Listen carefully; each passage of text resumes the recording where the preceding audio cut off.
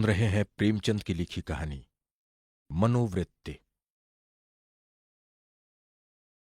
एक सुंदर युवती प्रातःकाल गांधी पार्क में बिल्लौर के बेंच पर गहरी नींद में सोई पाई जाए, ये चौंका देने वाली बात है।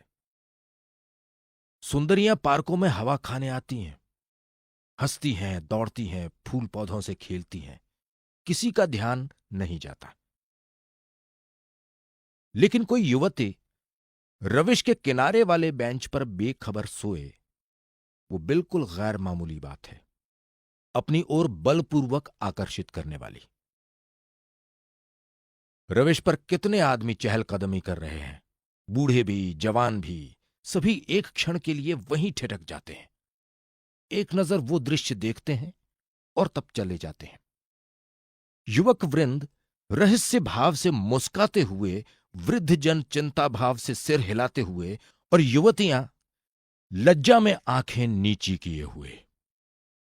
तो वसंत और हाशिम निकर और बनियान पहने नंगे पांव दौड़ कर रहे हैं।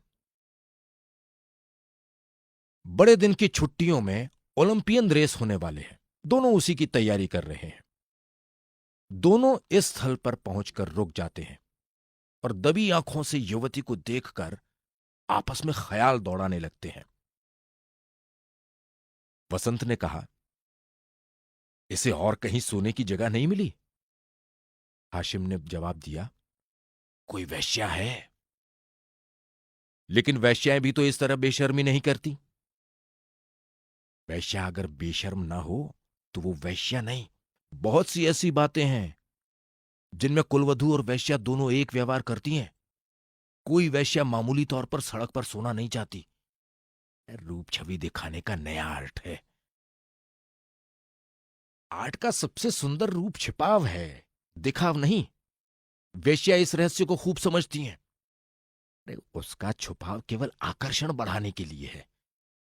हो सकता है, मगर केवल यहां सो जाना यह प्रमाणित नहीं करता कि यह वेश्या है। इसकी मांग में सिंदूर है। वेश्याएं अवसर पड़ने पर सौभाग्यवती बन जाती हैं। रात भर प्याले के दौर चले होंगे, काम क्रीड़ाएं हुई होंगी, अवसाद के कारण ठंडक पाकर सो गई होगी। मुझे तो कुलवधू सी लगती है। कुलवधू पार्क में सोने आएगी? हो सकता है घर से रूठ कर आई हो। चलकर पूछी क्यों न ले? निरे अहमक हो, बगैर परिचय के आप किसी को जगा कैसे सकते हैं? अजी चलकर परिचय कर लेंगे, उल्टे और एहसास जताएंगे। और जो कहीं झिड़क दे, झिड़कने की कोई बात भी हो, उससे सौजन्य और सहृदयता में डूबी हुई बातें करेंगे। कोई युवती ऐसी गत यौवनाएं तक तो रस भरी बातें सुनकर फूल उठती हैं। ये तो नव यौवना है। मैंने रूप और यौवन का ऐसा सुंदर संयोग नहीं देखा था। मेरे हृदय पे तो यह रूप जीवन पर्यंत के लिए अंकित हो गया, शायद कभी न भूल सकूं। मैं तो फिर भी यही कहता हूं, कोई वैश्या है। अरे रूप की देवी वैश्या भी हो, उपास्य है। यहीं खड़े खड़े कवियों की सी बातें करोगे? जरा वहां तक चलते क्यों नहीं? केवल खड़े रहना, पाश तो मैं डालूंगा। कोई कुलवधू है? अरे कुलवधू पार्क में आकर सोए तो इसके सिवा कोई अर्थ नहीं कि वो आकर्षित करना चाहती है, और ये वैश्या मनोवृत्ति है। आजकल की युवतियां भी तो फॉरवर्ड होने लगी हैं। फॉरवर्ड युवतियां युवकों से आंखें नहीं चुराती। हां, लेकिन है कुलवधू। कुलवधू से किसी तरह की बातचीत करना मैं बेहूदगी समझता हूं। तो चलो फिर दौड़ लगाएं। लेकिन दिल में वो मूर्ति दौड़ रही है। तो आओ बैठें। जब वो उठकर जाने लगे तो उसके पीछे चलें। मैं कहता हूं वैश्या है और मैं कहता हूं कुलवधू है, तो 10-10 की बाजी रही। 3। दो वृद्ध पुरुष धीरे धीरे जमीन की ओर ताकते आ रहे हैं, मानो खोई जवानी ढूंढ रहे हों। एक की कमर झुकी, बाल काले, शरीर स्थूल, दूसरे के बाल पके हुए, पर कमर सीधी, एक हरा शरीर। दोनों के दांत टूटे पर नकली लगाए, दोनों की आंखों पर ऐनक। मोटे महाशय वकील हैं, छरहरे महोदय डॉक्टर। वकील: देखा ये 20वीं सदी का करामात? डॉक्टर: जी हां देखा। हिंदुस्तान दुनिया से अलग तो नहीं है, लेकिन आप इसे शिष्टता तो नहीं कह सकते। शिष्टता की दुहाई देने का अब समय नहीं है किसी भले घर की लड़की। वैश्या है साहब, आप इतना भी नहीं समझते? वैश्याई इतनी फूहड़ नहीं होती, और भले घर की लड़की फूहड़ होती हैं। नई आजादी है, नया नशा है। हम लोगों की तो बुरी भली कट गई। जिनके सिर आएगी वो झेलेंगे, जिंदगी जहन्नुम से बदतर हो जाएगी। अफसोस, जवानी रुखसत हो गई। मगर आंखें तो नहीं रुखसत हुई, वो दिल तो नहीं रुखसत हो गया। बस आंखों से देखा करो, दिल जलाया करो। मेरा तो फिर से जवान होने को जी चाहता है। सच पूछो तो आजकल के जीवन में ही जिंदगी की बहार है। हमारे वक्तों में तो कहीं कोई सूरत नजर नहीं आती थी। आज तो जिधर जाओ हुस्न ही हुस्न के जलवे हैं। सुना, युवतियों को दुनिया में जिस चीज से सबसे ज्यादा नफरत है, बूढ़े मर्द हैं। मैं इसका कायल नहीं। पुरुष के जौहर उसकी जवानी नहीं, उसका शक्ति संपन्न होता है। कितने ही बूढ़े जवानों से ज्यादा कड़ियल होते हैं। मुझे तो आए दिन इसके तजुर्बे होते हैं। मैं ही अपने को किसी जवान से कम नहीं समझता। ये सब सही है, पर बूढ़ों का दिल कमजोर हो जाता है। अगर ये बात न होती तो इस रमणी को इस तरह देखकर हम लोग यूं न चले आते। मैं तो आंख भर देख भी न सका। डर लग रहा था कि कहीं उसकी आंखें खुल जाए और मुझे ताकते देख ले तो दिल में क्या समझे। खुशी होती कि बूढ़े पर भी उसका जादू चल गया। अजी रहने भी दो। आप कुछ दिन आकोसा का सेवन कीजिए। चंद्रोदय खाकर देख चुका, सब लूटने की बातें। मंकी ग्लैंड लगवा लीजिए ना। आप इस युवती से मेरी बात पक्की करा दो, मैं तैयार हूं। हां, ये मेरा जिम्मा। मगर हमारा भाई हिस्सा भी रहेगा। अर्थात? अर्थात ये कि कभी कभी मैं भी आपके घर आकर अपनी आंखें ठंडी कर लिया करूंगा। अगर आप इस इरादे से आए तो मैं आपका दुश्मन हो जाऊंगा। ओहो, आप तो मंकी ग्लैंड का नाम सुनते ही जवान हो गए। मैं तो समझता हूं ये भी डॉक्टरों ने लूटने का एक लटका निकाला है। सच। अरे साहब, इस रमणी के स्पर्श में जवानी है। आप हैं किस फिर में? उसके एक एक अंग में, एक एक मुस्कान में, एक एक विलास में जवानी भरी हुई। न 100 मंकी ग्लैंड, न एक रमणी का बाहुपाश। अच्छा, कदम बढ़ाइए, मुवक्किल आकर बैठे होंगे। ये सूरत याद रहेगी। फिर आपने याद दिला दी।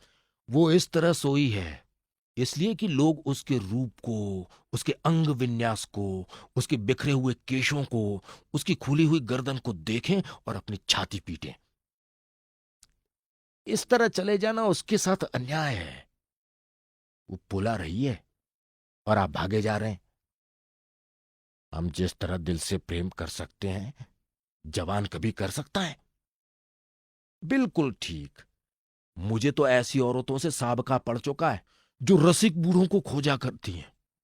अरे जवान तो छिछोरे, उच्छृंखल, अस्थिर और गर्वीले होते हैं। वे प्रेम के बदले कुछ चाहते हैं। यहां निस्वार्थ भाव से आत्मसमर्पण करते हैं। आपकी बातों से दिल में गुदगुदी हो गई। मगर एक बात याद रखिए, कहीं उसका कोई जवान प्रेमी मिल गया तो मिला करे। यहां ऐसों से नहीं डरते। आपकी शादी की कुछ बातचीत थी तो? हाँ थी, मगर जब अपने लड़के दुश्मनी पर कमर बांधे तो क्या हो? मेरा लड़का यशवंत तो बंदूक दिखाने लगा। ये जमाने की खूबी है। अक्टूबर की धूप तेज हो चली थी। दोनों मित्र निकल गए। 4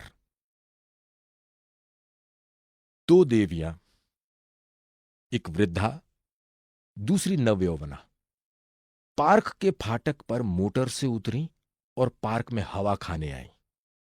उनकी निगाह भी उस नींद की मारी युवती पर पड़ी। वृद्धा ने कहा, बड़ी बेशर्म है। नवयौवना ने तिरस्कार भाव से उसकी ओर देखकर कहा, ठाठ तो भले घर की देवियों के हैं। बस ठाठ ही देख लो। इसी से मर्द कहते हैं स्त्रियों को आजादी न मिलनी चाहिए। मुझे तो वेश्या मालूम होती है। वैश्या ही सही, पर उसे इतनी बेशर्मी करके स्त्री समाज को लज्जित करने का क्या अधिकार है? कैसे मजे से सो रही है, मानो अपने ही घर में है। बेहयाई है। मैं पर्दा नहीं चाहती, पुरुषों की गुलामी भी नहीं चाहती, लेकिन औरतों में जो गौरवशीलता और सलज्जता है उसे नहीं छोड़ती। मैं किसी युवती को सड़क पर सिगरेट पीती हूं तो मेरे बदन में आग लग जाती है। उसी तरह आधी का जम्फर भी मुझे नहीं सुहाता। क्या अपने धर्म की लाज छोड़ देने से ही साबित होगा कि हम बहुत फॉरवर्ड हैं? पुरुष अपनी छाती या पीठ खोले तो नहीं घूमते। इसी बात पर बाई जी, जब मैं आपको आड़े हाथों लेती हूं तो आप बिगड़ने लगती हैं। पुरुष स्वाधीन है, वो दिल में समझता है कि मैं स्वाधीन हूं। वो स्वाधीनता का स्वांग नहीं भरता। स्त्री अपने दिल में समझती रहती है कि वो स्वाधीन नहीं है, इसलिए वो अपनी स्वाधीनता का ढोंग करती है। जो बलवान है वे अकड़ते नहीं, जो दुर्बल हैं वही अकड़ करती हैं। क्या आप उन्हें अपने आंसू पोंछने के लिए इतना अधिकार भी नहीं देना चाहती? मैं तो कहती हूं स्त्री अपने को छुपाकर पुरुष को जितना नचा सकती है, अपने को खोलकर नहीं नचा सकती। स्त्री ही पुरुष के आकर्षण की फिक्र क्यों करे? पुरुष क्यों स्त्री से पर्दा नहीं करता? अब मुंह ना खुलवाओ मीनू। इस छोकरी को जगाकर कह दो जाकर घर में सोए। इतने आदमी आ जा रहे हैं और ये निर्लज्जा टांग फैलाए पड़ी है। यहां नींद कैसे आ गई? रात गर्मी कितनी थी बाई जी, ठंडक पाकर बेचारी की आंखें लग गई हैं। रात भर यहीं रही है, कुछ कुछ बदती हैं। मीनू युवती के पास जाकर उसका हाथ पकड़कर हिलाती है। यहां क्यों सो रही हो देवी जी? इतना दिन चढ़ाया, उठकर घर जाओ। युवती आंखें खोल देती है। ओहो, इतना दिन चढ़ाया? क्या मैं सो गई थी? मेरे सिर में चक्कर आ जाया करता है। मैंने समझा शायद हवा से कुछ लाभ हो। यहां आई, पर ऐसा चक्कर आया कि मैं इस बेंच पर बैठ गई। फिर मुझे होश न रहा। अब भी मैं खड़ी नहीं हो सकती। मालूम होता है मैं गिर पड़ूंगी। बहुत दवा की पर कोई फायदा नहीं होता। आप डॉक्टर श्यामनाथ को तो जानती होंगी, वो मेरे ससुर हैं। युवती ने आश्चर्य से कहा, अच्छा, ये तो अभी इधर ही से गए हैं। सच? लेकिन मुझे पहचान कैसे सकते हैं? अभी मेरा गौना नहीं हुआ है। तो क्या आप उसके लड़के बसंतलाल की धर्मपत्नी हैं? युवती ने शर्म से सिर झुकाकर स्वीकार किया। मीनू ने हंसकर कहा, बसंतलाल तो अभी इधर से गए हैं। मेरा उनसे यूनिवर्सिटी का परिचय है। अच्छा, लेकिन मुझे उन्होंने देखा कहाँ है? तो मैं दौड़कर डॉक्टर को खबर दे दूं? जी नहीं, किसी को ना बुलाइए। बसंतलाल भी वहीं खड़ा है, उसे बुला दूं? तो चलो, अपने मोटर पर तुम्हें तुम्हारे घर पहुंचा दूं। आपकी बड़ी कृपा होगी। किस मोहल्ले में? बेगमगंज। मिस्टर जयराम के घर? मैं आज ही मिस्टर बसंतलाल से कहूंगी। मैं क्या जानती थी कि वो इस पार्क में आते हैं। मगर कोई आदमी साथ ले लिया होता। किस लिए? कोई जरूरत न थी।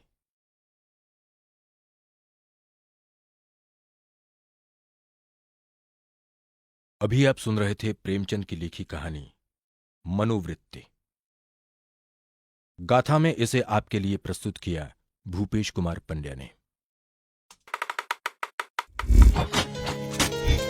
गाथा, रूह वही, रूप नया।